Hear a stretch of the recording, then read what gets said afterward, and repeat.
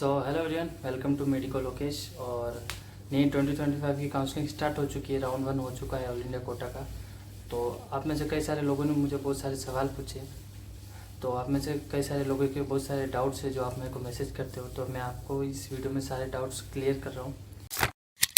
आपका जो सवाल था रैगिंग के बारे में कि मेडिकल कॉलेज में रैगिंग होती कि नहीं होती है, तो उसके लिए मैंने आपके सीनियर्स को बुलाया जो 24 बैच में अभी है, जो आपके अब सीनियर होने वाले हैं। तो उनसे पूछते हैं कि मेडिकल कॉलेज में रैगिंग होती नहीं होती है और सीनियर जूनियर का जो इंटरेक्शन है वो कैसा होता है।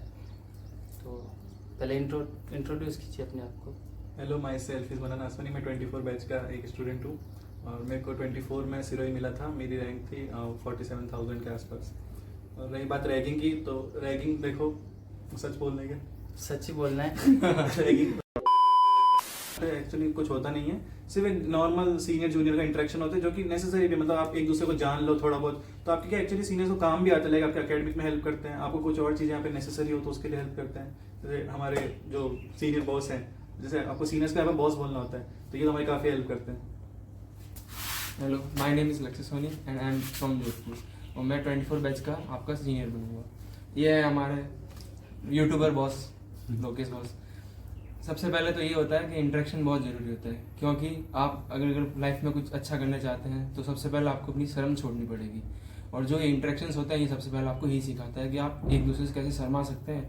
अगर कोई बात कहनी होती किसी को तो इजीली कह पाते हैं, अगर वरना शर्मा के एकेडमिक में भी पीछे रहेंगे, अपनी पर्सनल लाइफ में भी पीछे रहेंगे, कोई सेंस नहीं रहता उस चीज़ से।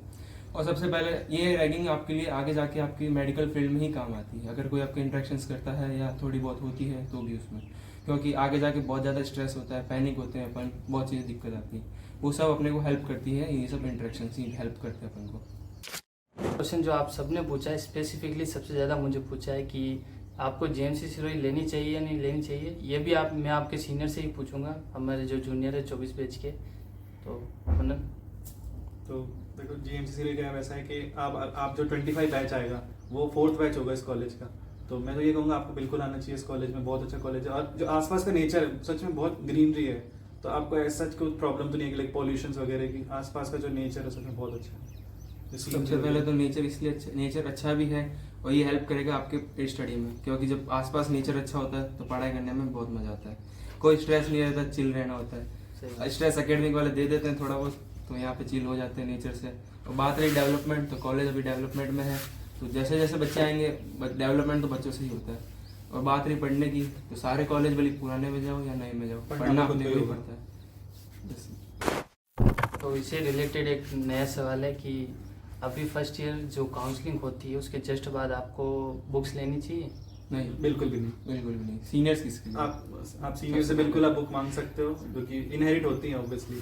हमने तो अपने सीनियर से ली थी। तो ये मैंने आपको पहले बताया था कि बुक्स आपको अभी लेने की जरूरत नहीं है, आपको सीनियर से मिल जाती है। और वैसे बुक्स बहुत कम लोग ही पढ़ते हैं, अगर आपको पढ़ना है तो बाद में पढ़ लेना। ले दे के लास्ट में आपको सिर्फ इंपॉर्टेंट टॉपिक्स ही पढ़ने रहते हैं जो भी आपको बॉस से मिलेंगे।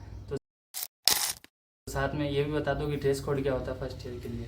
सबसे ज्यादा सवाल ये पूछा है मेरे से कि ड्रेस कोड क्या होता है। ड्रेस कोड ऐसे कोई पर्टिकुलर आपको कलर कॉम्बिनेशन पहनना नहीं है, आपको सिर्फ फॉर्मल्स पहनने हैं, लाइक शर्ट पैंट और फॉर्मल शूज, और उसके ऊपर मस्ट एप्रन, लॉन्ग एप्रन। और गर्ल्स के लिए के लिए कुर्ते सलवार सूट।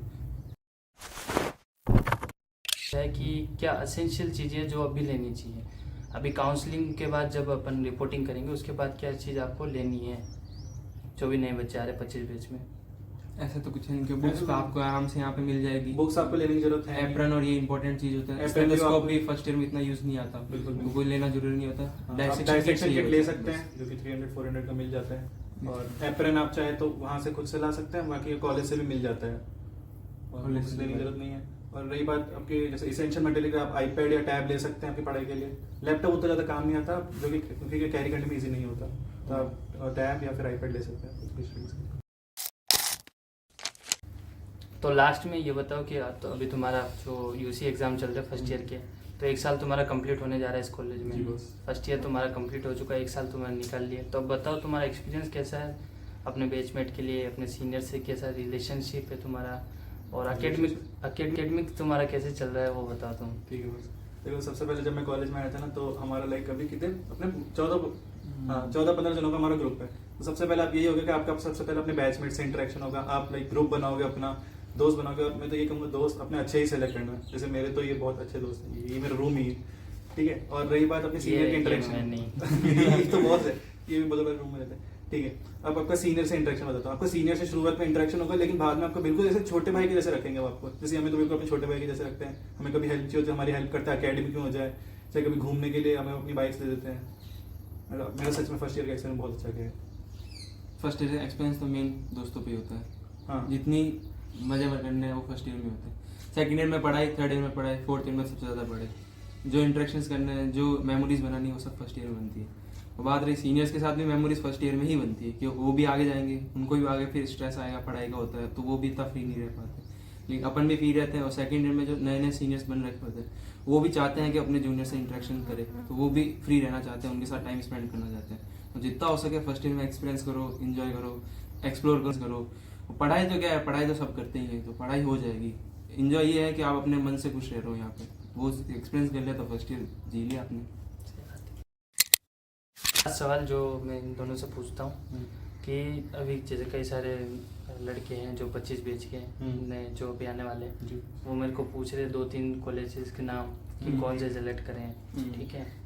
तो कैसे सेलेक्ट करें बताओ, काउंसलिंग कैसे करें? जैसे अब ये तो दो चीजें, अगर चलिए आप- मैं बताता हूँ मैंने इनको क्या बताया हाँ, कि सबसे पहले तो देख लो कि अपनी AIR से कौन सा अच्छा कॉलेज आसपास- मिल रहा है। आसपास के कॉलेज। आसपास में कौन सा अच्छा कॉलेज हाँ। बेस्ट मिल रहा है। उसके बाद तुमको क्या प्रायोरिटी, तुम अच्छा कॉलेज चाहते हो या पास चाहते हो, तुम्हारा क्या बताओ, तुमने काउंसलिंग करी है अभी? या तो देखो, या तो एक ऐसा चीज है कि अगर आपके पास कोई काउंसलर तो आप उससे भी एडवाइस ले सकते हो कि लाइक कौन से कॉलेज मेरे रैंक के हिसाब से बेस्ट रहेंगे।